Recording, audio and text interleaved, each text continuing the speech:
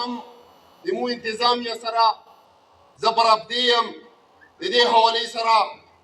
مو لس ورځې مخکې هم میټینګ کړی ده و د ما چونکې د اسمبلې والا مجبوریانې وي ما سره د اسمبلې والا منسټري ده پارلماني امور نو د مو والا مسلسل تقریبا د 2 میاشتو نه اجلاسونه چې دي هغه جاري وي زه هغه میټینګ کې ما شرکت ونه کړ اوس 60 هفتې وي ته ما بیا دوباره ویلي وو چې په هفتې باندې میټینګ راوغواړو خو چونکې په هفتې باندې بیا معذرت جو کا وکړو جی چې هغه درې لګیا دي کوټ نه ګیس باسي بم جلدی کی دي په 24 غنټې کار شروع دی لګیا ده او 24 انچ پایپ لګیا ده زر زر وباسي نو ګیس ولا سره چې ته ټایم د چې هغه هفته بیته یا چې کوم دا کنه دی کوټ ایم پی ګانو ته ټیم بیر کی هغه خو لګیا دی غلا کوي کوټ نه په منډه ګیس وباسي د ګیس افسرانو معذرت وکړ چې د مو والا په های کورټو کې او په نورو ځایونو کې کیسونه لګېدلي دي نو لہذا اوس مو د ویلي دي چې په بوت په ورځې باندې میټینګ کېدو نو د دې حوالې سره چې د تاسو څومره مسایل دي دا مو نوټس کې دي که هغه د ګیس سی ان جي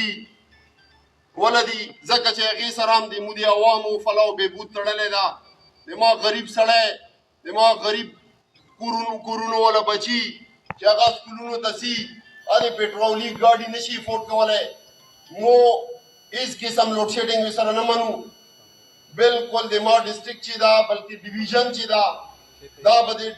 د لوډ شیډینګ نه هر قسم لوډ شیډینګ نه مبرا وي د دې سره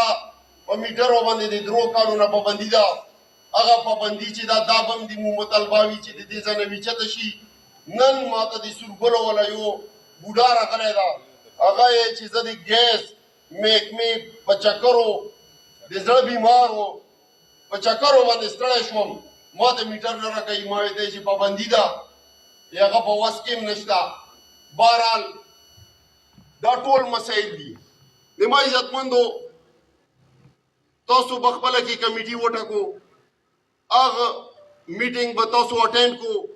دې میټینګ کې به مو 1 پوینټ ایجنډا وي چې نه لوډ شیډینګ منو